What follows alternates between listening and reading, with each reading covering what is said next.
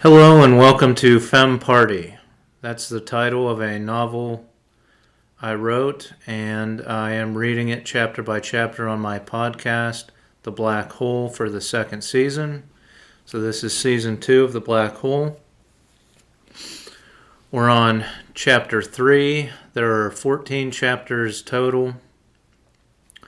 And before I begin reading, I always try to precursor this by saying any proceeds raised through the sale of my book or otherwise affiliated with the book will be used to found a technology company similar to the one proposed in the book and to build a solar farm in my hometown.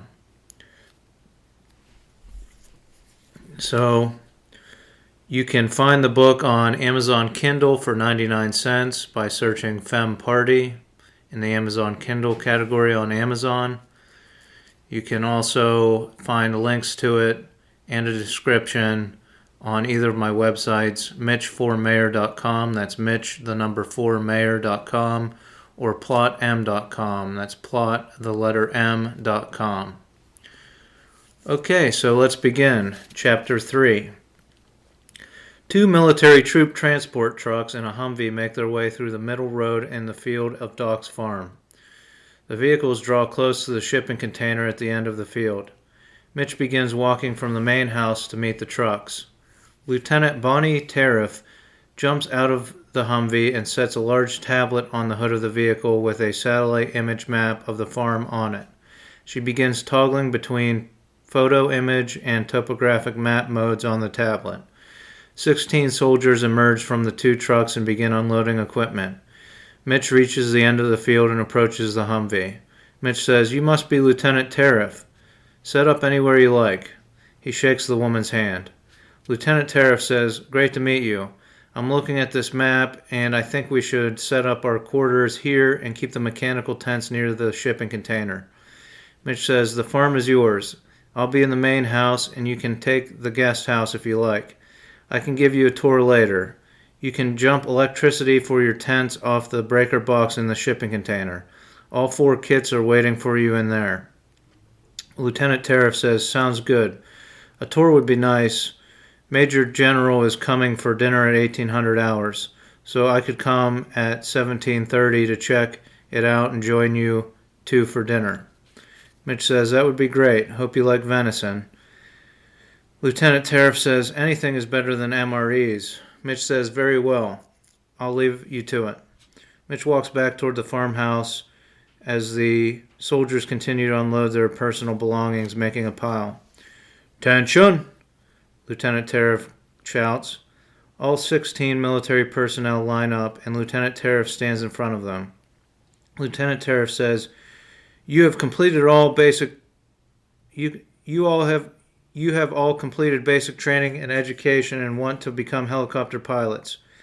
Some of your peers have been warrant officers working on helicopters for the military for several years. Others have held private pilot licenses since they were 16 years old. You have been chosen for this program because you do not have this advantage going into flight school. We are here for 2 weeks. In that 2 weeks, you will split into teams of 4, and each team will assemble a U-5 helicopter and learn how to fly it. The U-5 helicopter from Vortex Incorporated comes in a 4-stage kit. This helicopter is basically a lawnmower engine, main rotor, and tail rotor. It is perfectly balanced so that when seated in the helicopter, you can increase thrust and hover in place. To move the chopper forward, you must lean forward, and your weight will move the machine. To slow down, you lean backward. You have 2 pedals at your feet to change direction left and right. In the first week, you will assemble the kit and learn to fly around this large field. In the second week, you will learn to fly up and down this creek. You will also learn to disassemble the helicopter, putting each piece back in its original packaging for the next team that comes through. This may be an experimental program, but we believe you will know the helicopter inside and out by the time you have completed it. This will bring you well up to speed with your peers. We want the best helicopter pilots in the world in the United States Army, and we believe this program is a good way to deliver that. I will choose each team captain, and they will take turns choosing their teams.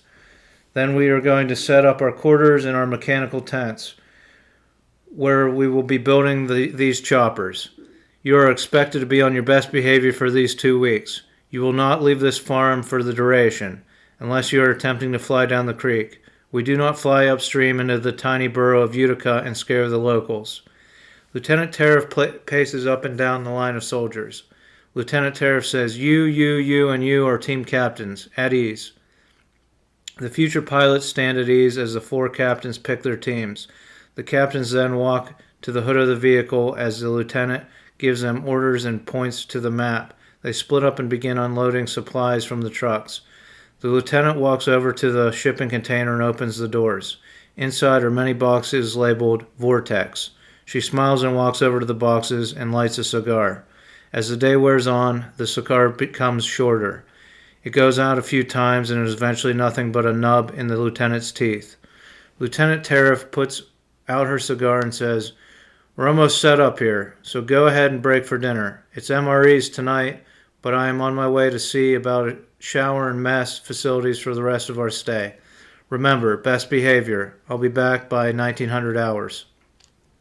She drives her Humvee to the main farmhouse, and Mitch is on the back deck enjoying a beer. Mitch says, "Right on time, Lieutenant.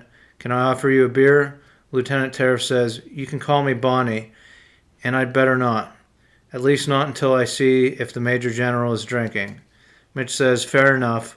Follow me over to the guest house." They walk together across the yard to the guest house. Mitch unlocks the door and hands the key to Bonnie. He shows her the small 2-bedroom, 1-bathroom house. They pause near one of the bedroom doors. Bonnie says, "I like the 2 macrame owls on the wall." Mitch says, "Family heirloom. So as I said, you are welcome to stay here if you wish." Bonnie says, "I would rather sleep with my soldiers, but would we be able to use this as a shower facility and to cook meals?" Mitch says, "I understand. Absolutely. There is a grill in the back. Use the kitchen and bathroom as you please." Bonnie says, "Great. I'll make a shower sign-up list, and I'll probably end up being mess cook." Mitch says, "I've already arranged for the general store to supply all of your food supplies, so just make a list and drop it off there. They run into town and deliver the supplies to the farm. Now, if you don't mind, I really should get the venison tenderloin on the grill before Major General Gall gets here." The 2 walk back to the deck behind the farmhouse, and Mitch brings the tenderloin out to the grill and puts it on. He cracks another beer and boils water on a side burner of the grill. Mitch opens a beer and pours it into the corn water.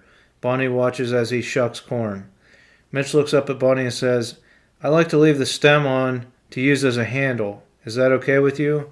Bonnie says, "You mean you don't have those little plastic handles?" They both laugh. A military vehicle pulls into the driveway, and Major General Gall, a male in his late 50s, exits from the driver's side. He carries a brown paper bag with him as he walks up onto the deck. Mitch walks over and shakes his hand.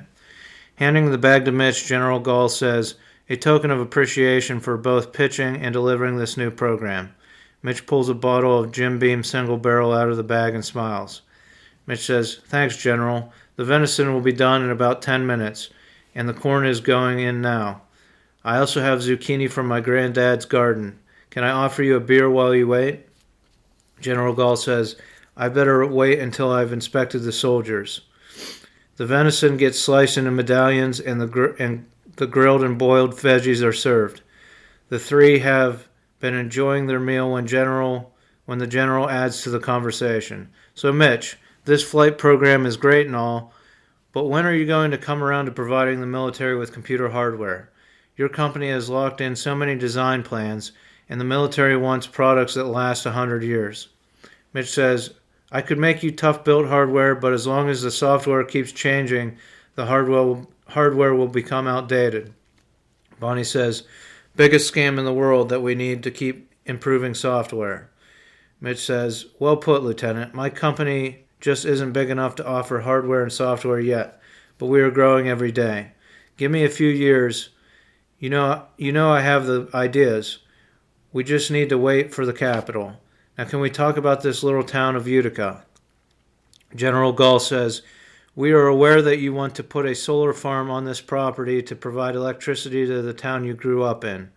We want to use it as a model for how the military can help small towns like this become energy independent, even if they don't have a millionaire like you to build them a solar farm. Mitch says, great. So the Corps of Engineers will help us design a power grid that works for 200 people? Because I can build this solar farm, but the power company is only going to pay me a fraction of what they charge for generation, and I just don't have the experts to build a power grid. Plus, the power company would probably sue if it wasn't a military operation. General Gall says, once you allow us to run this flight program for 1 year, we will use the town of Utica as a practice ground for delivering a microgrid. It's something we are considering for every military base that the United States owns. Mitch says, have you looked any further into Barbuda? Because I am looking into a design for 2 shipping containers that run parallel to each other 20 feet apart. Then we ship enough girders in the containers that they can be attached between the containers to form a large building. I want to build one on this property to house a large bank of batteries to store energy for the town of Utica. But this same design could be used as a fire hall, theater, or community center. General Gall says, I'll put you in touch with some of the Army's finest engineers that will be working on the project. They'll be able to tell you how many of these buildings you'll need for the microgrid. And you know I'm a fan of Barbuda, but a lot of things have to come together first. Your gal Lucy needs to win her race. Volkswagen has to come to the table. The Joint Chiefs have to approve the program. Mitch says, great. I'm working on putting together a design for a hydroelectric power turbine I call Daddy Longlegs. It will need approval from the EPA, but it draws electricity from moving water without disturbing wildlife or the natural course of the waterway. They are basically small turbines with a form of AI built into it that mounts to a metal fence post. The fence post is driven into the ground near the edge of the water. The turbine has 18-inch spokes that come off of it with a paddle on each spoke. The AI adjusts the turbine up and down according to the rising water. The paddles turn the turbine, and a small amount of electricity is generated. I know it's not much, but I want to line them along my side of Mill Creek to feed this battery building once it is built. I believe farmers could use them on streams in their pastures to feed electric fences that keep their animals contained. General Gall says, interesting idea, Mitch. You know the EPA, though. They'll probably never approve it. I wanted to talk to you about an idea I had for your Zen 10 platform. It's a commonly used product that desperately needs a design locked in. It's one of those grill lighters with the trigger and extended wand for flame. I want to design one that is refillable instead of just disposable, like made from good materials, not plastic. I also want to design it in a way that if you go to a website and confirm you are 18, you can access instructions on how to take the lighter apart and eliminate the child safety button. My daughter owns an embroidery shop and she uses those lighters to burn off excess thread on the back of each logo her machines embroider. I helped her for a week one time, and by the end of the week my thumb was raw from using the child safety button. My trigger finger was fine.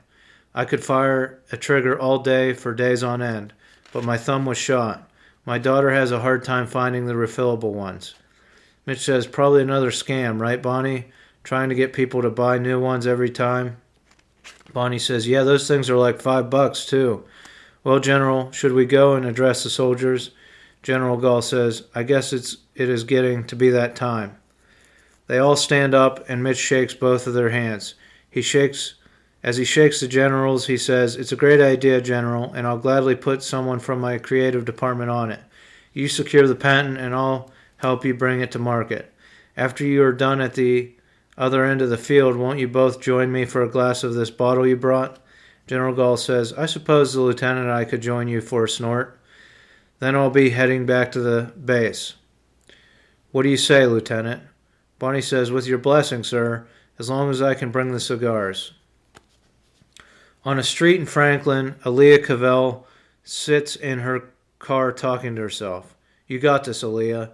It's only one of the most important women in the world. You can do this. You've interviewed a slew of people in your career. She walks up to the front door of Angelina Jolie's home and rings the doorbell. Robin Rite opens the door and invites her in. Aaliyah says, "Hello, I'm Aaliyah Cavell with the Franklin News Herald. I'm here to interview Miss Jolly." "And you are Robin Rite. This is pretty amazing." Robin says, "Come on in. She is in the parlor waiting for your arrival. Nice to meet you." Aaliyah walks to the parlor with Robin, who then exits, closing the two oak pocket doors, leaving just Aaliyah and Angelina. Angelina and Aaliyah shake hands, and they take a seat at two antique chairs with a small table between them.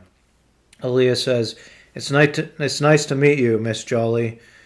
I would like to ask you some questions for the Franklin News Herald, if that's okay." Angelina says, "Absolutely, and please call me Angelina." Aaliyah says, "Great, let's start with your candidacy for mayor of Franklin. Why did you move to Franklin, and what made you decide to run?" Angelina says, "I chose to move to Franklin to be close to a business partner and the headquarters of a business I'm involved with. I want to become mayor because I believe that small towns like Franklin can be at the forefront of a green energy transition and help this country or others abandon fossil fuels and choose sustainable energy." Aaliyah says, "You believe that this small town will convert to green energy? How can you be so sure?" Angelina says, "I am willing to put forward a sizable portion of my personal wealth to ensure we are successful in this small town. In capitalism, any small town that receives an infusion of investment can change for the better if it is managed properly. I am running for mayor to ensure Franklin is managed properly." Aaliyah says, "Why would you stake your own fortune to transform a small town in western Pennsylvania?" Angelina says, "First of all, this is a beautiful place most of the year. The town is historical and even named for a founding father. Secondly, I believe that if we are successful here, we can show other small localities how they can transform in the same way, until most of the nation is running on green energy. Even if the United States does not choose to do this in other areas, I believe I have a duty to show how local government can change the world. As you know, I have worked with the United Nations, and my hope is that we can show small communities in other nations how they can revolutionize the way they get their energy and information." Aaliyah says, "I want to focus on information. You have proposed buying the existing cable internet network in Franklin and delivering low-cost internet to the people of Franklin. Other communities have tried this and have been blocked by legislation passed to favor the large media conglomerates. Why do you believe you will be successful here?" Angelina says, "We live in a time where politicians are talking about splitting up large technology conglomerates, but they mention nothing about breaking up the cable media conglomerates. I believe having cable and internet managed at the local level builds a stronger and more accurate internet. We're prepared to make an argument to the Supreme Court that they should break up the large media conglomerates. In the early 1950s, the Hollywood studios owned all the means of production and distribution. The Supreme Court back then did its job of declaring this a monopoly and breaking up the Hollywood studios so that they couldn't own the studios and the theaters. 50 years later, the studios were up to the same old thing, only this time the distribution is right into your living room." Aaliyah says, "It takes a lot of courage to stand up to a system that is responsible for so much of your livelihood. Where do you find your motivation?" Angelina says, "It's simple. If everyone has the internet, more people can educate themselves. The more people informed and educated about the issues, the better we become as a community. Therefore, low-cost, public option internet creates a more informed populace, which is ultimately the right thing to do. I'm just trying to help as many people as possible before I leave this mortal coil." Aaliyah says, "The plan you sent to our newspaper also says that the people themselves will be involved in the management of the cable network. Can you explain more, please?" Angelina says, "Sure. If a resident watches a specific public channel, there will be issues presented that the cable network is facing. They can then log into an account on our website and make suggestions as well as vote on resolutions to the issues. I believe that this is the democratic way of managing a public utility." Aaliyah says, "So you want a cable company for the people and by the people. Nothing more American than that." Angelina says, "Exactly." Aaliyah says, "I think I have enough for my article. Thank you for your time and it was amazing meeting you. Angelina says, it was my pleasure. Aaliyah stops the recorder and puts it back into her bag. She drives away from the jolly house, excited about the future of her small town. Lucy Lowe is on the deck of her house in Oil City. Levy Tram comes out of the house to the deck carrying 2 teacups and a kettle on a platter. She puts the setting down on a small table next to Lucy and sits down at a chair nearby. Levy says, Peter Huber from the Derrick newspaper wants to interview you. Lucy says, great, did you set a date? Levy says, yeah, 1 o'clock tomorrow. Do you want to practice with me some questions and answers? Lucy pours the 2 cups of tea. Let's do it. Levy asks, your campaign sent my paper a brief explaining some of your goals as mayor of Oil City. One of those goals is to make it illegal to buy addictive substances on credit. Is that correct? Lucy says, illegal is a powerful word. My plan is to work with Northwest Union Bank and the software company responsible for running credit and debit cards, as well as small businesses within Oil City to make it harder or impossible to buy addictive substances on credit. Levy says, why is this initiative so important to you? Lucy says, a friend and business partner nearly had his family torn apart because of addiction. Specifically, his mother had run the family finances into the ground by using credit cards to fuel her addiction. I believe predatory lending should be eradicated, and allowing people to purchase cigarettes and alcohol on credit is borderline predatory lending.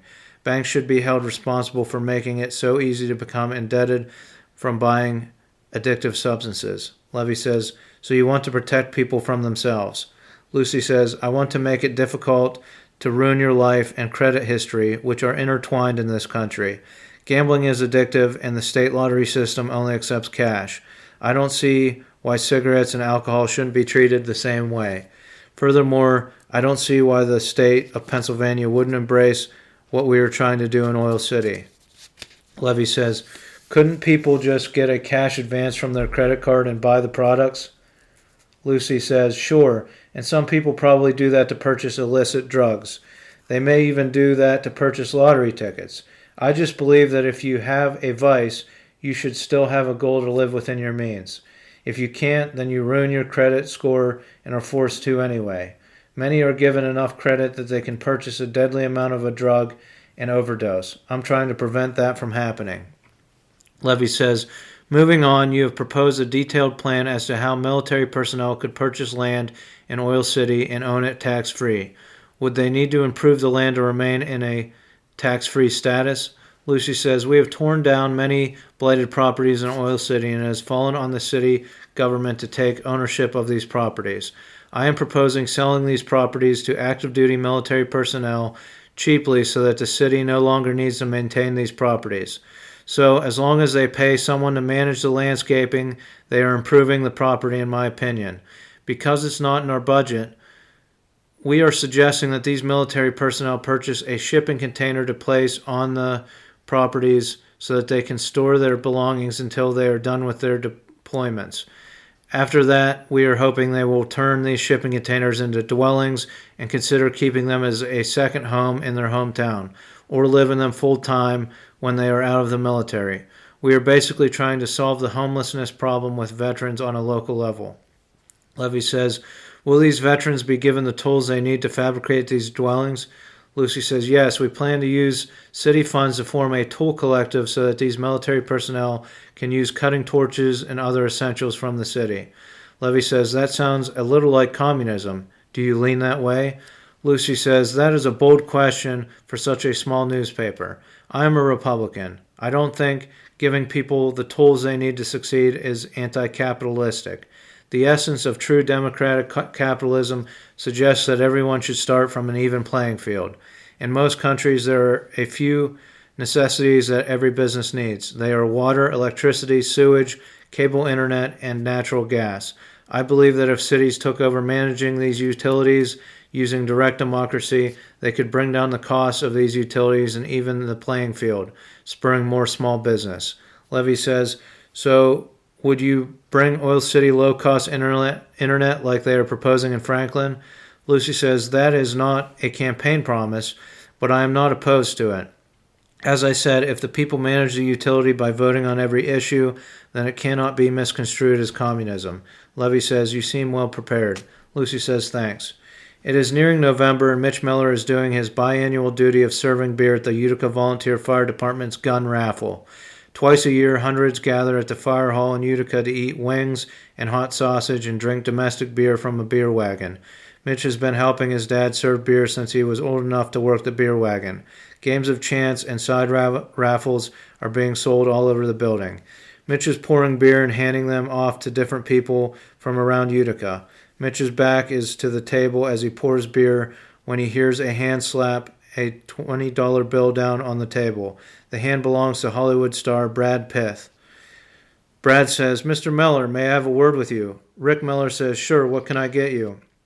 Brad says, I'll take a Miller Lite, and I actually want to speak with your son. Mitch says, I'll get it, Dad. Mitch pours the beer and walks to the side of the beer wagon to hand it to Brad. Mitch says, you can call me Mitch. What can I do for you, Brad? Brad says, I represent some big names of men in the entertainment industry.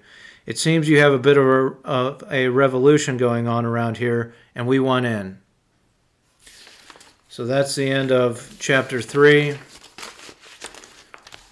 Before I get to my sponsors, I like to wrap up by saying if you're a computer science person, if you went to school for computer science or know someone that did, I am trying to form a technology company with some ideas I've left out of the book.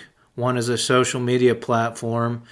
If you'd like to hear more about the platform, I can send you a summary of it in the email. So all you have to do is use one of the forms on my website to send me an email, put your contact on there, and explain that you're a computer science person interested in partnering up to form a social media platform with me.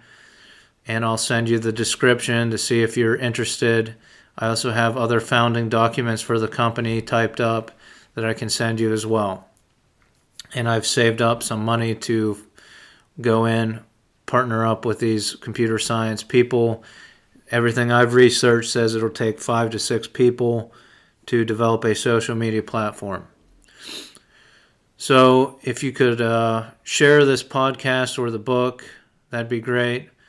And to get into our advertisers, I'll do my best announcer voice. Are you looking to wet your whistle in Utica, Pennsylvania? Stop into Krabby Kelly's. It's a general store and bar in Utica, Pennsylvania. Come to Krabby Kelly's for all your STDs. That's snacks, tobacco, and drinks. Stop by Krabby Kelly's today. Tell them Mitch sent you. If you find yourself in Incheon, South Korea, stop by Liquor Burger. This establishment offers the finest spirits and great food. Stop by Liquor Burger today. So that's it for Chapter 3. Thanks for listening, and tune in for the next chapter. Thanks.